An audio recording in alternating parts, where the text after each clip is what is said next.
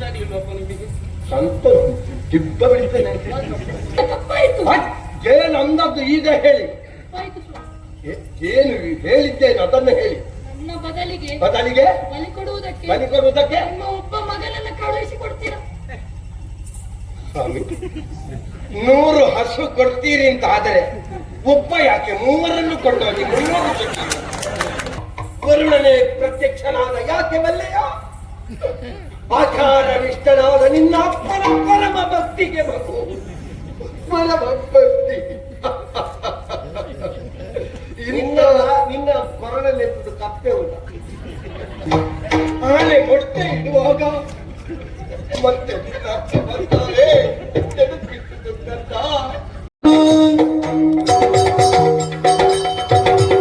ಏನು ಮಾಡೋಣ ಸ್ವಾಮಿ? ಏನಾಯ್ತು? ನನಗೆ ಒಮ್ಮೊಮ್ಮೆ ನನ್ನ ಬಗ್ಗೆ ಬೇಸರ ಆಗುದು. ಅದ್ಯಾಕೆ? ಯಾಕೆಂತ ಹೇಳಿದ್ರೆ ಪ್ರಪಂಚದವರೆಲ್ಲರೂ ಸಂತೋಷದಲ್ಲಿದ್ದಾರೆ, ಆದ್ರೆ ನಾನು ಕಾಣುವುದಕ್ಕೆ ಸಂತೋಷದಲ್ಲಿದ್ದೇನೆ. ಹಾಗಂತ ನನ್ನಷ್ಟು ದುಃಖದಲ್ಲಿರುವಂತಹ ಒಬ್ಬನೇ ಒಬ್ಬ ವ್ಯಕ್ತಿಯು ಪ್ರಪಂಚದಲ್ಲಿ ಇರುವುದಕ್ಕೆ ಸಾಧ್ಯವೇ ಇಲ್ಲ. ಬಡತನದ ಬೇಗೆಯಲ್ಲಿ ಬಳಲಿ ಬೆಂದಾಗಿ ಕರಟಿ ಕಮರಿ ಹೋದ ಬದುಕು ನನ್ನ. ಯಾರಲ್ಲಿ ಹೇಳುವ ಹೇಳಿ ರೂಢಿಯಲ್ಲೊಂದು ಮಾತುಂಟು. ಪರಮೇಶ್ವರ ದೇವರ ತಲೆಯಲ್ಲಿ ಬಿಲ್ವ ಪತ್ರೆ, ನಾರಾಯಣ ದೇವರ ತಲೆಯಲ್ಲಿ ತುಳಸಿ ಪತ್ರೆ, ನಮ್ಮ ತಲೆಯಲ್ಲಿ ಏನಿಲ್ಲದಿದ್ರು ತಾಪತ್ರೆ. ಯಾಕೆ ಅಂತ ಕೇಳ್ತೀರಾ? ಆರ್ಜಿಸಿದಂತಹ ಪುಣ್ಯ ಸಂಚಯವೋ ಸಂಪಾದಿಸಿದಂತಹ ವಿದ್ಯೆಯೋ ಹಲವು ಉಂಟು, ಬೇಕಾದಷ್ಟುಂಟು. ಆದ್ರೆ ಏನು ಮಾಡೋಣ, ನಾವು ಸರಸ್ವತಿಯವರ ಪುತ್ರರೇ ಹೊರತು ಲಕ್ಷ್ಮಿ ನಮ್ಮ ಕಡೆಗೆ ಕಣ್ಣೆತ್ತಿಯೂ ನೋಡ್ಲಿಲ್ಲ. ಬಡತನದ ಬೇಗೆಯಲ್ಲಿರುವಂತಹ ನನಗೆ ನನ್ನ ಅಪ್ಪ ಒಂದು ಮದುವೆ ಮಾಡಿದ್ರು. ಅವ್ರು ನನಗೆ ಮದುವೆ ಮಾಡಿದ್ದಲ್ಲ, ನನಗೆ ಬೊಜ್ಜ ಮಾಡಿದ್ರು. ಮತ್ತೆ ಇಲ್ಲದಿದ್ರೆ ನಾವೇ ತಿನ್ಲಿಕ್ಕಿಲ್ಲ, ಇನ್ನು ಆ ತಂದ ಹೆಣ್ಣನ್ನೆಲ್ಲಿ ತಿನ್ನಿದ್ರು. ಆಯ್ತಾ? ಬಂದವಳು ಅವಳು ಯಾವ ಗಳಿಗೆಯಲ್ಲಿ ನನ್ನ ಮನೆಗೆ ಕಾಲಿಟ್ಟಿದ್ದಾಳ. ಅಯ್ಯೋ ಎಂತದು ಒಳ್ಳೇದಾಗುದು. ಬೆನ್ನಿಗೆ 3 ಮಕ್ಕಳನ್ನು ಹೆತ್ತಿದ್ದಾಳೆ. ಒಳ್ಳೇದೆಂತದು? ಅವುಗಳಿಗೆ ತಿನ್ನುವುದಕ್ಕೆ ಎಂತದು? ನನ್ನ ಮಾಂಸವನ್ನು ಕೊಡುದಾ? ತಿನ್ಲಿಕ್ಕಾಗ್ಬೇಕಾ? ಆಗುವುದಿಲ್ಲ. ಶುನಕ್ಷೇಪ, ಶುನಪುಚ್ಚ, ಶುನಲಾಂಗೂಲ 3 ಜನ ಮಕ್ಕಳು. ಅದರಲ್ಲಿ ನನಗೆ ದೊಡ್ಡ ಮಗನಲ್ಲಿ ಸ್ವಲ್ಪ ಪ್ರೀತಿ ಹೆಚ್ಚು, ಅವಳಿಗೆ ಸಣ್ಣ ಮಗನಲ್ಲಿ ಪ್ರೀತಿ ಹೆಚ್ಚು. ಈ ಮನೆ ಕೆಲಸ ಮಾಡ್ಲಿಕ್ಕೆಲ್ಲ ನಮ್ಮ ಶುನಕ್ಷೇಪ ಇದ್ದಾನೆ. ಆದ್ರೆ ಒಂದೇ ಒಂದು ನಿರೀಕ್ಷೆ ಇಟ್ಟುಕೊಂಡು ಬದುಕುತ್ತಾ ಇದ್ದೇನೆ. ನಾ ಇಷ್ಟು ವರ್ಷ ಬದುಕಿದ್ದೆ ಹೇಗೆ ಗೊತ್ತುಂಟ? ಒಂದಲ್ಲ ಒಂದು ದಿವಸ ನಾನು ಕೂಡ ಎಲ್ಲರಂತೆ ಶ್ರೀಮಂತನಾಗೇ ಸಾಯ್ಬೇಕು ಎನ್ನುವಂತಹ ನಿರೀಕ್ಷೆಯನ್ನು ಬಂದಿತ್ತು. ನೋಡುವ, ಆ ನಿರೀಕ್ಷೆಯಲ್ಲಿರುವಾಗ ಯಾವಾಗ ಬರ್ತದೋ ಆ ಕಾಲ ನೋಡುವ. ಏನು ಮಾಡುವ, ಎಲ್ಲವರ ಹಣೆಯಲ್ಲಿ ಬ್ರಹ್ಮ ಬರ್ತಿದ್ದಾನಂತೆ, ನಮ್ಮದ್ರಲ್ಲಿ ಬರೀಲಿಕ್ಕಿಲ್ವ? ಬರೆಯದಿದ್ರು ಅಡ್ಡಿಲ್ಲ, ಗೀಚೆ ಆದ್ರೂ ಇದ್ದಾನಲ್ವ? ಯಾವತ್ತಾದ್ರೂ ಒಂದು ದಿವಸ ಆದ್ರೂ ಗೊತ್ತಾದಿತ್ತು. ನೋಡುವ ಎಂದು ಚಿಂತಿಸುತ್ತಿರುವ ಸಮಯದಿ ಒಂದು ನನ್ನಿಗೆ ನೋಡಿದ ಸುಮೋ ಬಂದಿಸಗುತ್ತಾನೆಂದು ನೀವು ಇಂದು ಬರುಗಿ.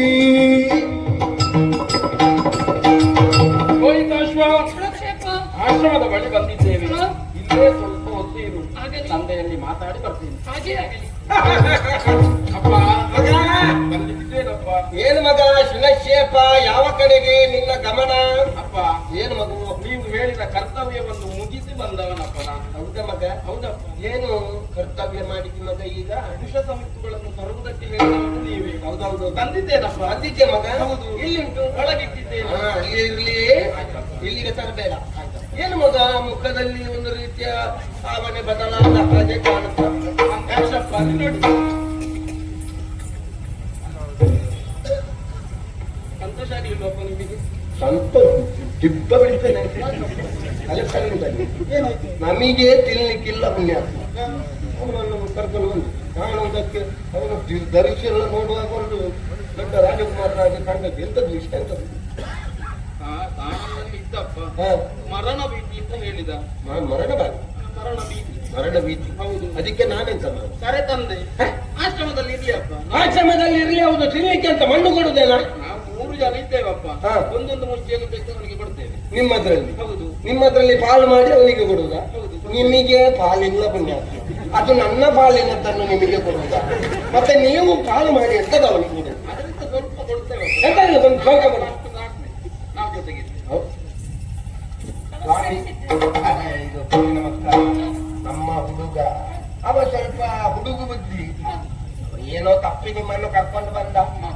ತೀರಿಸಿ ನೋಡುವಾಗ ರಾಜೋಚಿತವಾಗುಂಟು. ಸತ್ಯವಾದ ವಿಚಾರ. ತಾವು ಯಾವ ದೇಶದ ರಾಜಕುಮಾರನೋ ನಾವು ಅರಿಯವು. ಆದ್ರೆ ಅವ ಕರ್ಕೊಂಡು ಬಂದ ಅಂತ ಹೇಳಿ ನೀವು ಬಂದಿದ್ದೀರಿ. ಬಂದವರು ಹೇಗೂ ಮನೆ ನೋಡಿದ್ರಲ್ಲ, ಇದು ಹೊರಡುದಲ್ವ ನೀವು? ಹೊರಡುತ್ತೇನೆ. ಇರುವುದಕ್ಕೆ ಬಂದವನು ನಾನಲ್ಲ. ನಿಲ್ಲೋದಿಲ್ಲ. ಹಾಗಾದ್ರೆ ಎಷ್ಟೊತ್ತು ಬೇಕಾದ್ರೂ ನಿಂತುಕೊಳ್ಳಿ. ನಾನು ಕಾನನ ಮಾರ್ಗದಲ್ಲಿ ಹೋಗುವಾಗ ನಿಮ್ಮ ಮಗನನ್ನ ತಡೆದು ಇಲ್ಲಿಯವರೆಗಾಗಿ ಕರೆದುಕೊಂಡು ಬಂದಿದ್ದಾನೆ. ಅದು ಹಾಗೆ ನಾವು ಮಕ್ಕಳಿಗೆ ಸಂಸ್ಕಾರ ಕಲಿತಿದ್ದೆ ಹಾಗೆ.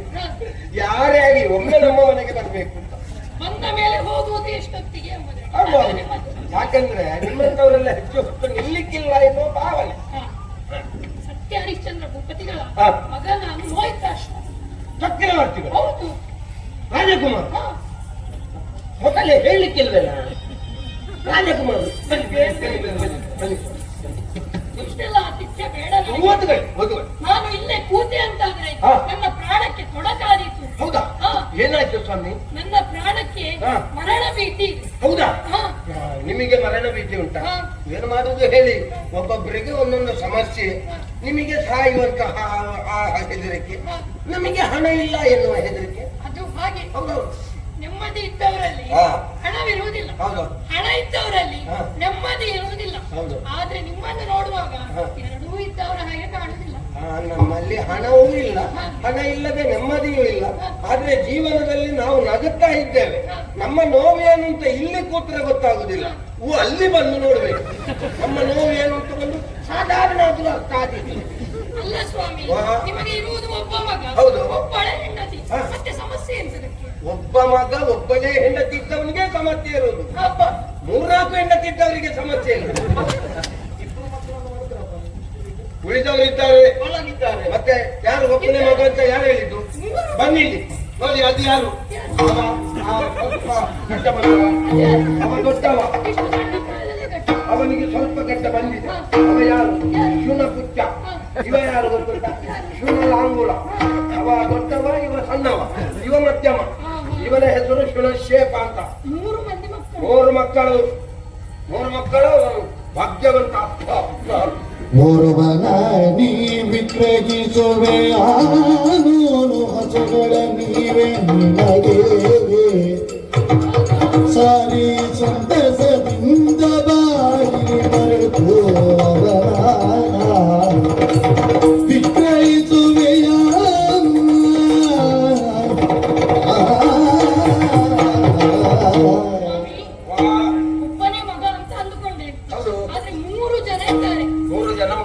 ಮಕ್ಕಳು. ಏನ್ ಮಾಡುವುದು? ಸಾಕಲಿಕ್ಕೆ ಕಷ್ಟ, ಸಾಕದೆ ಗೊತ್ತಿಲ್ಲ.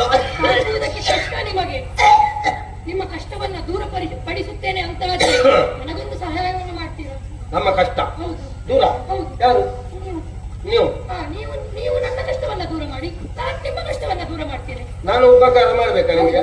ಉಪಕಾರ ಯಾವುದೇ ಕಾರಣದಿಂದ ಧನದ ವಿಚಾರದಲ್ಲಿ ಆದ್ರೆ ನಮ್ಮಿಂದ ಸಾಧ್ಯ ಇಲ್ಲ. ನಮ್ಮಲ್ಲಿ ಖರ್ಚಿಗೆ ಇಲ್ಲ, ಹಾಗಾಗಿ ನಾವು ಸಾಲ ಕೊಡುವ ವ್ಯವಹಾರದಲ್ಲಿ ಇಲ್ಲ. ಅದರ ಅಗತ್ಯ ನನಗಿಲ್ಲ. ಮತ್ತೆ ನೀವು ನನ್ನ ಈ ಕಷ್ಟವನ್ನ ದೂರಪಡಿಸ್ತೀರಿ ಅಂತಾದ್ರೆ 100 ಆಕಳನ್ನು ಕೊಡ್ತೀನಿ. 100 ಹಸುಗಳು? ಏನು ಆಗಬೇಕು ಹೇಳಿ? ನಾನು ಸಾಯ್ಬೇಕಾ ಈಗ? ಹೌದಾ? ನನ್ನ ಪ್ರಾಣ ಬೇಕಾ? ಪ್ರಾಣದ ಅಗತ್ಯ ನನಗಿಲ್ಲ. ಮತ್ತೆ ಸ್ವಾಮಿ, ನಿಮಗಿರುವುದು 3 ಮಕ್ಕಳು. ಹೌದು. ಈಗ ನನಗಿರುವುದು ನನ್ನ ಪ್ರಾಣ ಭೀತಿ. ನನ್ನ ಬದಲಿಗೆ ಬಲಿಪೀಠಕ್ಕೆ ನಿಮ್ಮ ಒಬ್ಬ ಮಗನನ್ನ ಕೊಡ್ತೀರಾ?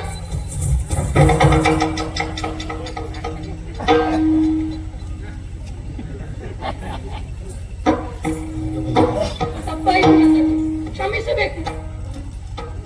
ಏನಂದದ್ದು? ಇಲ್ಲ ಇಲ್ಲ, ತಪ್ಪಾಯ್ತು. ಏನಂದದ್ದು ಈಗ ಹೇಳಿ. ಏನು ಹೇಳಿದ್ದೇನೆ ಅದನ್ನು ಹೇಳಿ.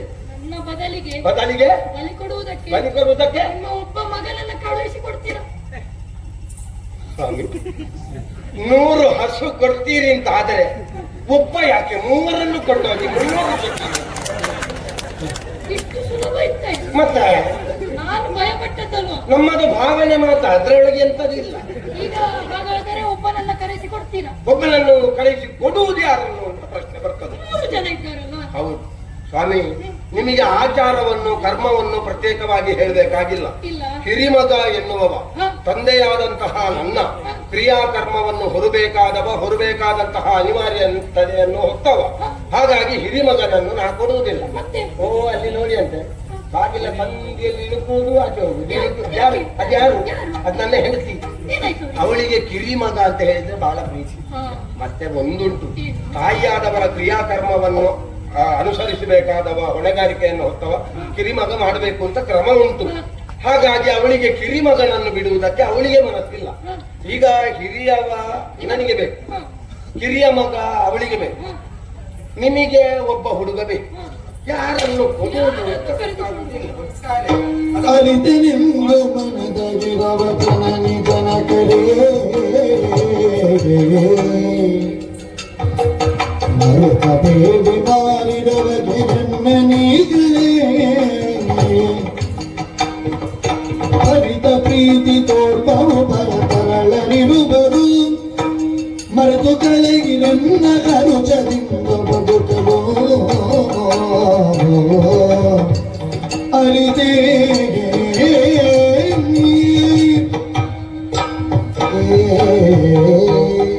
ಅಯ್ಯಯ್ಯೋ, ಎಂತಹ ಪರಿಸ್ಥಿತಿ ನನ್ನ ಪಾಲಿಗೆ ಒದಗಿ ಬಂತು. ಕಾನನದಲ್ಲಿ ಸಿಕ್ಕಂತಹ ಲೋಹಿತಾಂಶವನ್ನು ಕರೆತಂದವನು ನಾನು. ಅವನಾಡಿದ ವಿಚಾರವನ್ನು ಕೇಳಿದಂತಹ ತಂದೆ ದೊಡ್ಡ ಮಗನನ್ನು ಕಳುಹಿಸಿಕೊಡುವುದಕ್ಕಾಗುವುದಿಲ್ಲ. ಯಾಕೆ? ತಂದೆಯ ಕ್ರಿಯಾದಿಗಳನ್ನು ಮಾಡುವವನು ದೊಡ್ಡ ಮಗನಂತೆ. ತಾಯಿ ಆಡಿದಂತಹ ಮಾತು ಸಣ್ಣ ಮಗನನ್ನು ಕಳುಹಿಸಿಕೊಡುವುದಕ್ಕಾಗುವುದಿಲ್ಲ. ತಾಯಿಯ ಪ್ರೀತಿ ಪಾತ್ರನಾದ ಮಗ ಸಣ್ಣವನಂತೆ. ಮಧ್ಯಮದವ ನಾನು ಯಾರಿಗೂ ಬೇಡದವನಾಗಿ ಹೋದಿನಲ್ಲ. ನನ್ನ ಬದುಕಿನಲ್ಲಿ ಯಾವ ಎಲ್ಲ ನಿರೀಕ್ಷೆಯನ್ನು ನಾನು ಇಟ್ಟುಕೊಂಡಿದ್ದೇನೆ. ತಂದೆ ತಾಯಿಯರ ಜೊತೆಯಾಗಿ ಸಂತೋಷವಾಗಿ ಜೀವನವನ್ನು ಸಾಗಿಸಬೇಕು ಎನ್ನುವ ಹಾಗೆ ಭಾವಿಸಿದಂತಹ ನನ್ನ ಮನಸ್ಸಿಗೆ ನೀರಿನಲ್ಲಿ ಮಾಡಿದಂತಹ ಹೋಮದಂತಾಗಿ ಹೋಯಿತು ಈ ಸ್ಥಿತಿ. ಸರಿ ಸರಿ, ನನ್ನ ಪ್ರಾಣ ಹೋಗುವುದರಿಂದ ತಂದೆ ತಾಯಿಯರು ಇನ್ನು ಮುಂದೆ ಸಂತೋಷವಾಗಿ ಇರ್ತಾರೆ ಎಂದಾದರೆ ನನ್ನ ಪ್ರಾಣ ಹೋಗುವುದರಲ್ಲಿ ಏನು ತಪ್ಪಿದೆ? ಸರಿ ಸರಿ. ಅಪ್ಪ, ಯಾರ ಮಗ? ಶಿವಶೇಪ. ಹೌದು. ಏನು ಮಗ ನಿನ್ನಷ್ಟಕ್ಕೆ ಆಲೋಚನೆ ಮಾಡ್ತಾ ಇದ್ದಿ? ಅಪ್ಪ, ಓ, ಈ ಬಗ್ಗೆ ಚಿಂತಿಸಬೇಕಾದ ಅಗತ್ಯವಿಲ್ಲವಪ್ಪ. ಯಾಕೆ ಮಗ? ಲೋಹಿತಾಶ್ರಮ ಜೊತೆ ನಾನೇ ಹೋಗ್ತೇನಪ್ಪ. ನೀನೇ ಹೋಗು. ಹೌದು, ನಾನಾಗಿ ಕಳುಹಿಸಿಕೊಡುವುದಲ್ಲ. ಖಂಡಿತ ಅಲ್ಲ. ನಿನ್ನ ಸ್ವ ಇಚ್ಛೆಯಿಂದ ಹೋಗುತ್ತಿ. ತಂದೆ ತಾಯಿಯರ ಋಣ ಭಾರವನ್ನು ತೀರಿಸುವುದಕ್ಕೆ ಸಿಕ್ಕಂತಹ ಅವಕಾಶವಪ್ಪ ಇದು. ಸಹಬಾಸ್ ಮಗು. ಮಕ್ಕಳು ಅಂತ ಹೇಳಿದ್ರೆ ಹೀಗೆ ಬೇಕು. ಅಪ್ಪ ಅಮ್ಮನಿಗೆ ಬೇಕಾಗಿ ಸಾಯುವುದಕ್ಕೂ ಸಿದ್ಧವಿರ್ಬೇಕು.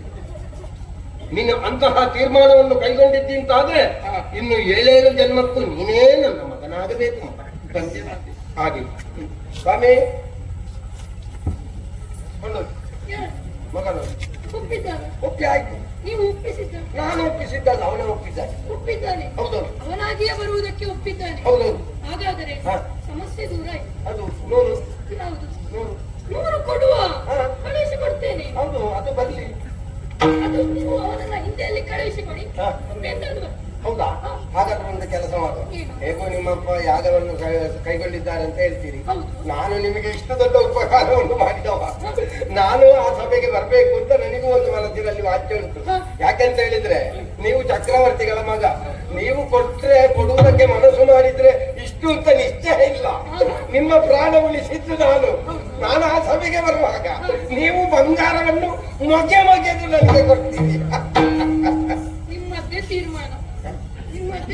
ಅಲ್ಲ, ಕೊಡಬಹುದು ಎನ್ನುವ ಒಂದು ನಿಮಗೆ ಯಾಕೆ ಬೇಸರ ಮಾಡ್ಬೇಕು ಸ್ವಾಮಿ? ನನ್ನ ಪ್ರಾಣವನ್ನು ಉಳಿಸಿದವರು ಕೊಡುವುದಿಲ್ಲ ಅಂತ ಹೇಳಿಕ್ಕೆ ಆಗ್ತದ? ಆಯ್ತು, ನಾವು ಬರುದೇ. ನೀವು ಮುಂದಿನಿಂದ ಹೋಗಿ, ನೀವು ಅಲ್ಲಿ ಮುಟ್ಟುವಾಗ ಹಿಂದೆ ನಾನು ಇದ್ದೇನೆ. ಆದರೆ ಒಂದು ವಿಚಾರ ಉಂಟು ಸ್ವಾಮಿ. ಏನು? ಇಲ್ಲಿ ನಡೆದ ಘಟನೆ ನನಗೆ ಗೊತ್ತುಂಟು, ನಿಮಗೆ ಗೊತ್ತುಂಟು. ಆದರೆ ನಾಳೆ ನೋಡಿದವರು ಮತ್ತೊಂದು ರೀತಿಯಲ್ಲಿ ಮಾತನಾಡಿಯಾರು. ಪ್ರಪಂಚ ಹಾಗೆ ತಿಳ್ಕೊಳ್ತದೆ. ಚಕ್ರವರ್ತಿಯ ಮಗನಾಗಿ ರಾಜಕುಮಾರನಾಗಿ ಲೋಹಿತಾಶ್ವ ಯಾಕೆ ಹೀಗೆ ಮಾಡಿದ? ಹೌದು, ತನ್ನ ಪ್ರಾಣವನ್ನು ಉಳಿಸಿಕೊಳ್ಳುವುದಕ್ಕಾಗಿ ಬಡವರ ಮನೆಯ ಹುಡುಗರನ್ನ ಬಲಿ ಕೊಟ್ಟ ಎಂಬುದಾಗಿ ಮಾತನಾಡಿಯಾರು ಅಲ್ವೇ? ಈ ರೀತಿ ಮಾತನಾಡುವವರಿಗೆ ತಿಳಿ ಹೇಳಬೇಕು ಏನೆಂಬುದಾಗಿ. ತನ್ನ ಪ್ರಾಣವನ್ನು ಉಳಿಸಿಕೊಳ್ಳುವುದಕ್ಕೆ ಈ ರೀತಿಯ ಕಾರ್ಯವನ್ನು ಮಾಡಿದವನ ಆತನಲ್ಲ. ಪ್ರಜೆಗಳ ರಕ್ಷಣೆಗೆ ಬೇಕಾಗಿ ಪುರದಲ್ಲೊಬ್ಬ ದೊರೆ ಇರಲೇಬೇಕು. ಸೂರ್ಯವಂಶದ ಕಡೆಯ ಕುಡಿ ನಾನು ಅಳಿದೆ ಅಂತಾದ್ರೆ ನೀವು ಕುಡಿ. ನೀವು ಅರ್ಥೈಸುವುದನ್ನು ಸರಿಯಾಗಿ ಅರ್ಥ ಮಾಡಿಕೊಳ್ಳಿ. ನಾನು ಏನು ಬೇರೆ ಅರ್ಥ ಮಾಡಿಕೊಳ್ಳಿಲ್ಲ, ನೀವು ಕುಡಿ ಅಂತ ಮಾತ್ರ ನಾನು ಅರ್ಥ ಮಾಡಿ. ಆಗಲಿ ಸ್ವಾಮಿ, ನನ್ನ ತಂದೆಯವರಿಗೆ ಇರುವುದು ನಾನು ಒಬ್ಬನೇ ಮಗ. ನಾನು ಅಳಿದೆ ಅಂತಾದರೆ ಪುರದ ರಕ್ಷಣೆಗೆ ಬೇರೆ ಯಾರು ಇರಾರು. ಪುರವನ್ನು ರಕ್ಷಿಸಬೇಕು ಅಂತಾದರೆ ನಾನು ಉಳಿಯಬೇಕು. ಅದಕ್ಕಾಗಿ ನಿಮ್ಮ ಮಗನನ್ನ ಬಲಿ ಕೊಡುತ್ತೇನೆ, ಬಿಟ್ಟರೆ ನನ್ನ ಸ್ವಾರ್ಥ ಇದರಲ್ಲೇನೂ ಇಲ್ಲ. ನೀವು ನನಗೆ 100 ಕೊಡ್ತೀರಲ್ಲ, 100 ಕೊಡುವುದು ಹೌದು ಅಂತಾದ್ರೆ ನಿಮ್ಮ ಸ್ವಾರ್ಥ ಇರಲಿ, ನೀವು ಅವನನ್ನು ಕೊಂಡೋಗಿ ಬದಲಿಗೆ ಬಲಿ ಕೊಡಿ, ಅಥವಾ ನೀವು ಅವನನ್ನು ಕರೆದು 3 ತುಂಡು ಮಾಡಿ ನನಗೆ 100 ಬರಲಿ. ನಿಮ್ಮಂತವರು ಒಬ್ಬರಿದ್ದರೆ ಸಾಕು ಸ್ವಾಮಿ, ಇಡೀ ಪುರವೇ ಉದ್ಧಾರವಾದೀತು. ಇನ್ನು ತಡ ಮಾಡುವುದು ಸರಿಯಲ್ಲ, ನಾವು ಮುಂದುವರಿಯುವ.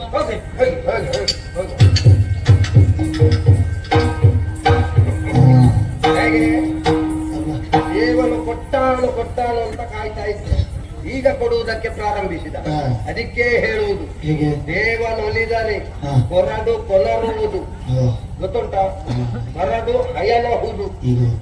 ಈಗ ನಮ್ಮ ಬಾಳಿನಲ್ಲಿ ಆಗಾಯ್ತು. ಯಾವುದಕ್ಕೂ ಸಭಾಸ್ಥಾನವನ್ನು ಪ್ರವೇಶ ಮಾಡಬೇಕು.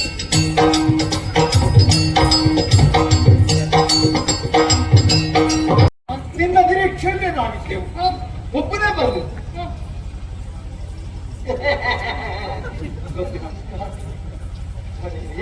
ನನ್ನ ಮಗನಲ್ಲಿ ಸ್ವಲ್ಪ ಮಗನೇ, ನನ್ನ ಪ್ರಾಣವನ್ನು ಉಳಿಸಿಕೊಳ್ಳುವುದಕ್ಕಾಗಿ ಕಾನನವನ್ನು ಸೇರಿದವನಪ್ಪ ನಾನು.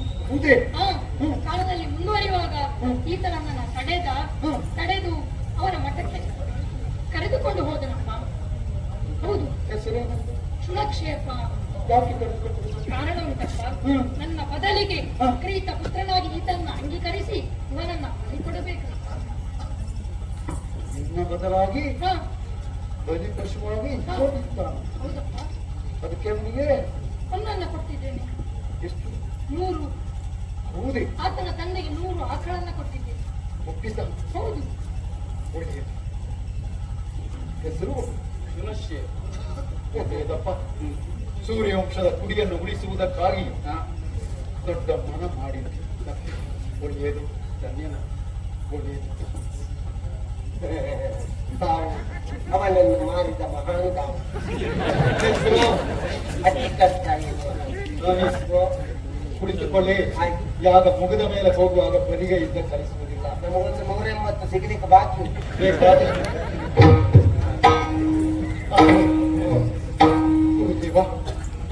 ಮಹಾರಾಜ, ಹುಡುಗನನ್ನು ಬಲಿ ಕೊಡಬೇಕಿದ್ರೆ ಬಲಿಗಂಬಕ್ಕೆ ಬಿಗಿಬೇಕಲ್ಲ, ಇವು ಸ್ತಂಭಕ್ಕೆ ಕಟ್ಟು.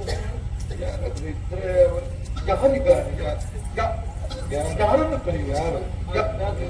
ನೀವು ಸಭೆಯಲ್ಲಿದ್ದವರು ಬಂದರೆ ಹೊತ್ತಾಗ್ಲಿಕ್ಕಿಲ್ಲ. ಅದಕ್ಕೆ ಬೇಕಾದ್ರೆ ನಾನು ಕಟ್ಟುತ್ತೇನೆ. ನೀವು ಕಟ್ಟುತ್ತೀರಿ, ನನಗೆ ಮಾತ್ರ 100. ಅದು ಆಗದ್ದು ಲೆಕ್ಕದಲ್ಲಿಲ್ಲ, ಇದು ಬೇರೆ. ಮೊದಲು ಹೇಳಿದ್ದಲ್ಲ ಅದ, ಇದು ಬೇರೆ. ಅದು 180 ಬೇರೆ ಉಂಟು. ಇದು 100. ಹೌದು, ಕೊಡೋದಿದ್ರೆ ನಾನು 100 ನಾವು ಯಾರಿಗಾದ್ರೂ ಕೊಡುದು ಅಲ್ವಾ? ಆಯ್ತು. ಯಾಕೆ ನನಗೆ ನಾನು ಒಪ್ಪಿಗೆಯ ಕೆಲಸವನ್ನು ಮಾತ್ರ ಮಾಡದೆ ಬಿಡುವುದು. ನನಗೆ ಕರ್ತವ್ಯ ದೈವ ಮಾಯನಿಕ. ಸಂಸ್ಕೃತ ಬಂತು ವಿದ್ವಾಂಸರು.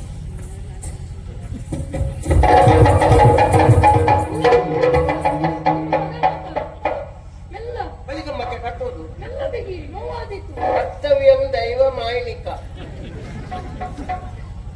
ಇವರು ಮೊದಲು ಮಾಂಸದ ಅಂಗಡಿಯಲ್ಲಿ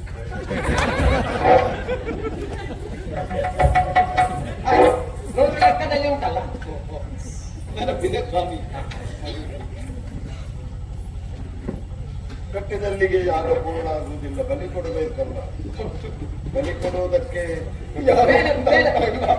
ಕಟುಕರು ಯಾರಿಗೂ ಮನಸ್ಸು ಬರ್ತಾ ಇಲ್ಲ. ಬೇಡ, ಯಾಕೆ ನೀವು ಅಷ್ಟು ಅದಕ್ಕೆ ದುಃಖ ಭರಿತರಾಗೋದು? ಯಾಕೆ ಸಭೆಯಲ್ಲಿದ್ದವರು ಕಟುಕರ? ನಾನಿಲ್ವಾ? ನೀವು ನನಗೆ 100 ಕೊಟ್ಟರೆ ಆಯ್ತು, ನಾನು ಕಡಿತೇನೆ. ನೀವು ಅವನ ಅಪ್ಪ ದೋಷ. ಯಾರಿಗಾದ್ರೂ ಕೊಡುದು, ಇವನಿಗೆ ಕೊಡುವ ಆಶೆ. ನನಗೆ ಆಯುಧ ಹಸ್ತಾಂತರ ಮಾಡಿ.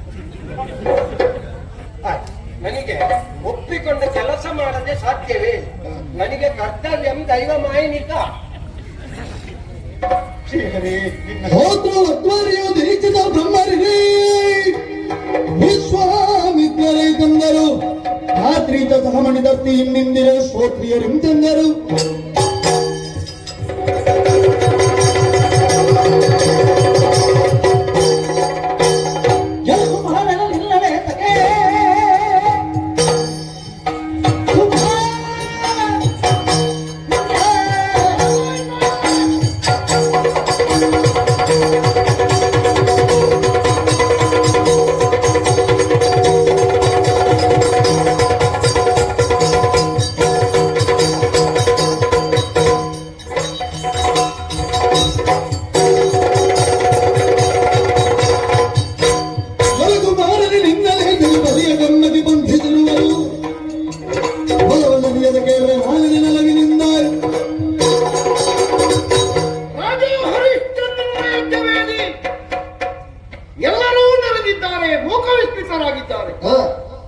ಹುಡುಗರವರ ಕಣ್ಣೀರು ಸುರಿಯುತ್ತಾ ಇದ್ದಾರೆ.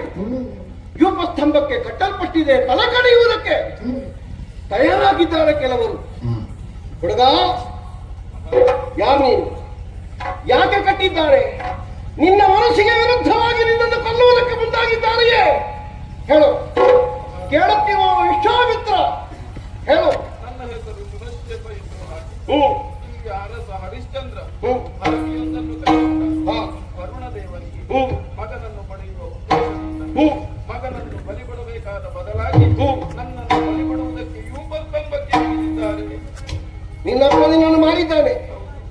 ಕೊಂಡುಕೊಂಡವ ಈರ್ಪು ಸ್ತಂಭಕ್ಕೆ ಕಟ್ಟಿ ನಿನ್ನನ್ನು ಬಲಿ ಕೊಡುವುದಕ್ಕೆ ಮುಂದಾಗಿದ್ದಾನೆ. ಪ್ರಾಣ ಭೀತಿಯಿಂದ ನೀನು ಅಳುತ್ತಿರುವೆಯ?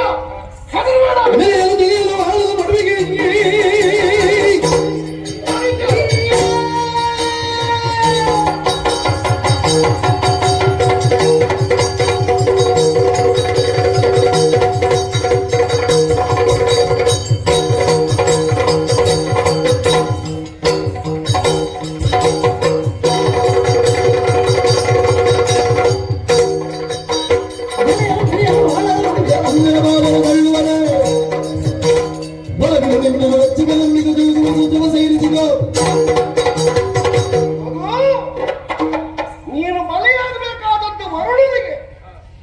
ನಿನ್ನ ಪ್ರಾಣವನ್ನು ನಾನು ಉಳಿಸ್ತೇನೆ. ಮಂತ್ರದ ಮೂಲಕವಾಗಿ ದೇವತೆಗಳನ್ನು ಒಲಿಸಿಕೊಳ್ಳುವುದಕ್ಕೆ ಸಾಧ್ಯವಾಗ್ತದೆ. ನೀನು ಸಾಯದೆ ಅವರದ್ದಾದಂತಹ ಹರಿಕೆ ಸಂದಾಯವಾಗುವ ಹಾಗೆ ನಾನು ಮಾಡ್ತೇನೆ. ಅವರಿಗೆ ಗೊತ್ತಿಲ್ಲ ಅಂತಾದ್ರೆ ನಾನು ದಾರಿ ಹೇಳಿಕೊಡ್ತೇನೆ. ನಾನು ಹೇಳುವ ಮಂತ್ರವನ್ನು ಇಚ್ಛಾಶಕ್ತಿಯಿಂದ ನೀನು ಪಠಿಸಿ ಸ್ತೋತ್ರಗೈದು ನೀನು ಬಲಿಯಾಗಬೇಕಾದಂತಹ ದೇವತೆಗಳನ್ನು ಪ್ರಸನ್ನೀಕರಿಸು, ಸಾಕ್ಷಾತ್ಕರಿಸು. ನಿನ್ನ ಜೀವವನ್ನು ಬಿಟ್ಟು ಹೋಗ್ತಾನೆ. ನಿನ್ನ ಪ್ರಾಣವನ್ನು ಬಲಿಗೊಂಡ ಅಂತ ಇದ್ರೆ ವಿಶ್ವಾಮಿತ್ರ ಇದು ತನಕ ಮಾಡಿದಂತಹ ತಪಸ್ಸು ವ್ಯರ್ಥ ಅಂತ ತಿಳಿ. ವರುಣ ಮಂತ್ರ ಇದು ಏನಂತೆ ಪ್ರೇತರ ಹೇಳುವುದು? ಹೌದಾ ಹೌದಾ?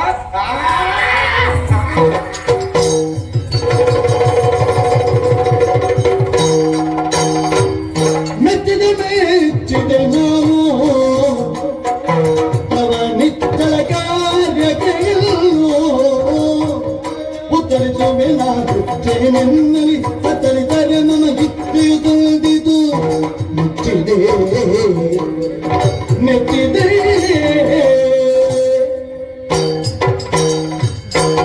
ಮೆಚ್ಚಿದೆ. ಸರ್ವಾಪರಾಧ ಕ್ಷಮಸ್ವ, ಸರ್ವಾಪರಾಧ ಕ್ಷಮಸ್ವ. ಮೆಚ್ಚಿದ್ದೇವೆ. ಈತನನ್ನು ಬಲಿ ಕೊಡುವುದಾಗಿ ಮುಂದುವರೆದು ಬರ್ತಾ ಇದ್ದೇನೆ. ನೀವು ಬಲಿ ಕೊಡುವುದು ಬೇಡ. ನಿನ್ನ ಹರಕೆಯನ್ನು ನನಗೆ ಸಂದಾಯವಾಗಿದೆ. ವಿಶ್ವಾಮಿತ್ರರು ಪವಿತ್ರವಂತ ವರುಣ ಮಂತ್ರ ಜಪಿಸುವ ಮೂಲಕವಾಗಿ ಮರಣವನ್ನು ಸೇರಿಕೊಂಡಿದ್ದಾನೆ.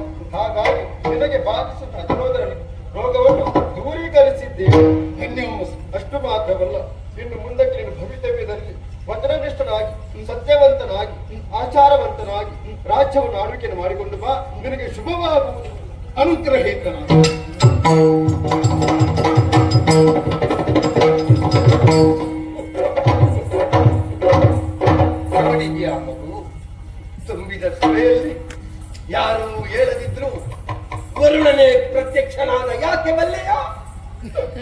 ಆಚಾರವಿಷ್ಟನಾದ ನಿನ್ನ ಅಪ್ಪನ ಪರಮ ಭಕ್ತಿಗೆ ಮಗು ಪರಮ ಭಕ್ತಿ. ನಿನ್ನ ಕೊರಳಲ್ಲಿ ಕಪ್ಪೆ ಉಂಟ ಭಾವನಾತ್ಮಕವಾಗಿ ತುಂಬ ಒಳಗಿನ ಕುಮಾರ. ಇಂಥ ತಂದೆಯನ್ನು ಪಡೆದ ನೀನೇ ಧನ್ಯ ಧನ್ಯ ಧನ್ಯ. ಪ್ರತಿಫಲ ಪಡೆದು ನೀರಿಗಿತ್ತಿಗೆ ಮತಿವಂತ ಆಲೋಚಿಸು. ಜೊತೆ ಬರೆಯುತ್ತಿಗೂ ಖತಿತಾಳ ಬೇಡವೋ ಪಿತನಲ್ಲ ಎನಗೆ ನೀನು ಪಿತನಲ್ಲ.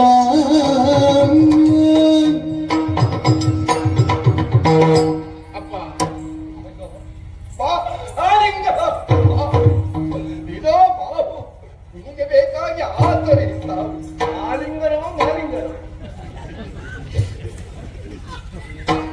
ನಿಮ್ಮ ಅಪ್ಪ ಎನ್ನುವುದಕ್ಕೆ ಕರೆಯುವುದಕ್ಕೆ ಬೇಸಿಗೆಯಾಗ್ತದೆ. ನಿನ್ನ ದೇಹವನ್ನು ನೋಡುವಾಗ ಒಂದು ಸಣ್ಣ ಚೀಲದಲ್ಲಿ ತುಂಬ ತುಂಬಿಸಿದ ಹಾಗೆ ಕಾಣ್ತದೆ.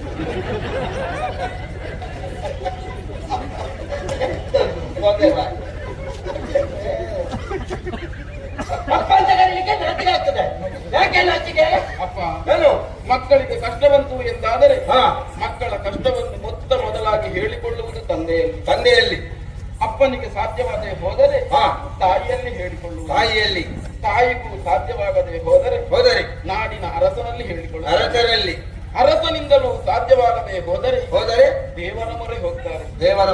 ಆದರೆ ನನ್ನ ಪರಿಸ್ಥಿತಿ ಎಲ್ಲಿಯವರೆಗೆ ತಲುಪಿ ಹೋಯಿತು? ಏನಾಯ್ತು? ಪೂರ್ಣ ವಿರುದ್ಧವಾಗಿ ಹೋಯಿತು. ಯಾವುದು? ತಂದೆ ತಾಯಿಯನ್ನು ನೀವೀರ್ವರು ನನ್ನನ್ನು ಮಾರಾಟ ಮಾಡಿದ್ರಿ. ಬಡತನದ ಭೀತಿ ಪ್ರಜೆಗಳನ್ನು ರಕ್ಷಣೆ ಮಾಡಬೇಕಾದಂತಹ ಅರಸ ನನ್ನನ್ನು ಕೊಲ್ಲುವುದಕ್ಕೆ ಆದೇಶ ಕೊಟ್ಟ.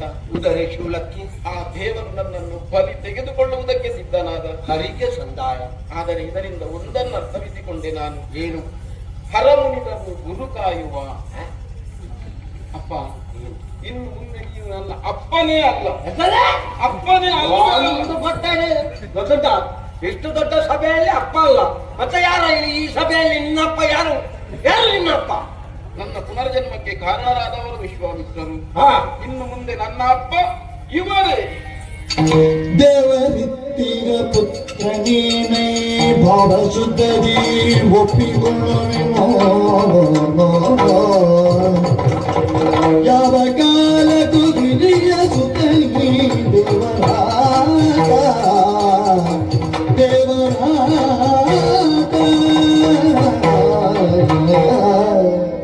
ಜನ್ಮ ಕೊಟ್ಟಲ್ಲಿಗೆ ಪಿತೃತ್ವ ಸಾರ್ಥಕವಾಗುವುದಿಲ್ವೋ? ಬಡತನ ಎತ್ತಿದ್ರೂ ಕರುಣ ಕೊಡಿಯನ್ನು ಮಾರುವುದಕ್ಕೆ ನೀನು ಮುಂದಾಗಿದ್ದಿ ಅಂತಾದ್ರೆ ನೀನು ಎಷ್ಟು ದರಿದ್ರ ಅಂತ ಆಗ್ತದೆ. ಈ ಪ್ರಪಂಚದಲ್ಲಿ ಮಕ್ಕಳಿಲ್ಲ ಅಂತ ಚಿಂತಿಸುವವರು ಬಹಳ ಮಂದಿಗಳಿದ್ದಾರೆ. ಹುಟ್ಟಿದ ಮಕ್ಕಳನ್ನು ಮತ್ತೊಬ್ಬರಿಗೆ ಮಾರಾಟ ಮಾಡುವುದು ಅತ್ಯಂತ ಹೇಯವಾದ ಕೃತ್ಯ. ಆಯಿತು, ಬಡತನಕ್ಕಾಗಿ ಮಾರಿದೆ. ಯೂಪಸ್ತಂಭಕ್ಕೆ ಕಟ್ಟಿದ ಹುಡುಗರನ್ನು ಕಡಿಯುವುದಕ್ಕೂ ಅಪ್ಪನಾದ ನೀನೇ ಮುಂದಾಗಿಯಲ್ಲ. ಮತ್ತೆ ಯಾರು ಬರದಿದ್ರೆ ಏನು ಮಾಡುದು? ಸೂರ್ಯ ವಂಶ ಉಳಿಬೇಕಲ್ಲ. ನೀನು ವಂಶ ಉಳಿಲಿಕ್ಕೆ 100 ಸಿಗ್ತದೆ ಅಂತ ನೀವು ನನ್ನ ಕರುಳನ್ನು ಎಳೆದ್ರಿ. ನಿನಗೆ ಉಂಟಾದು ನನಗೆ ಯಥಾರ್ಥಕ್ಕಾದ್ರೂ ನಿನ್ನನ್ನು ನೋಡುವಾಗ ನಿನ್ನ ಕರುಳು ಕರಗಿದೆ ಅಂತ ಕಾಣುತ್ತೆ. ಅವರಿಗೂ ಅದು ಹಿಡಿಸ್ಲಿಲ್ಲ, ಅದು ಬೇರೆ ವಿಷಯ. ಅವರಿಗೆ ಹಿಡಿಸದೆ ಇದ್ದಲ್ಲ ಹಿಡಿದಿದ್ದಂಥದ್ದು ಬೇರೆ ವಿಷಯ. ಅರ್ಥಾಯ್ತು? ನಿನ್ನನ್ನು ನೋಡಿದ್ರೆ ನನಗೆ ನಿನ್ನ ಹೊಟ್ಟೆಯಲ್ಲಿ ಕರುಣೇ ಇಲ್ಲ ಅಂತ ಅನಿಸ್ತದೆ. ಈಗ ಅವನನ್ನು ನೀವು ದತ್ತಿಗೆ ತಗೊಂಡಲ್ಲ, ತಗೊಳ್ತೇನೆ. ಅವ ಮಗನ ನಿಮಗೆ? ದೇವತೆಯೇ ನನಗೆ ಕೊಟ್ಟ ಮಗ. ಆದದ್ದರಿಂದ ಇನ್ನು ಮುಂದೆ ದೇವವರಾತ ನನ್ನನ್ನು ತಗೊಳ್ಳಿ. ನೋಡುತ್ತೇನೆ, ನಾನು ಆಚೆಗೆ ಕೊಡುವುದು ಬಿಡು, ನೀನು ಆಚೆಯಿಂದ ಈಚೆಗೆ ಕೊಡುವುದಿದ್ರು ಜನ್ಮಾಂತರದಲ್ಲಿಯೂ ನಿನ್ನಂತ ಮಗ ಬೇಡ. ಉತ್ತಮನೇ ನಾನು. ನೀನು ಉತ್ತಮನಲ್ಲ ಮಗನೇ. ನೀನು ಕೇವಲ ನನ್ನಿಂದ ಪಾಲಿಸಲ್ಪಟ್ಟ ಪುತ್ರ ಮಾತ್ರ ಅಲ್ಲ, ನನ್ನ ಗೋತ್ರ ಪ್ರವರ್ತಕ. ಗೋತ್ರ ಪ್ರವರ್ತಕರಾಗುವುದು ಹಿರಿಯ ಮಕ್ಕಳು ಮಾತ್ರ. ನಿನಗೆ ಆ ಸ್ಥಾನಮಾನ ಉಂಟು. ನನ್ನ ಔರಸ ಪುತ್ರರೇ ಪ್ರತಿಹಿತರು ಉಂಟಾಗುವವರಿಗೆ ಉತ್ತರವನ್ನು ನಾನು ಕೊಡ್ತೇನೆ. ನಿನ್ನ ಇವನ ಸಂಬಂಧ ಇಲ್ಲಿಗೆ ಆಯ್ತು, ಮುಗೀತು.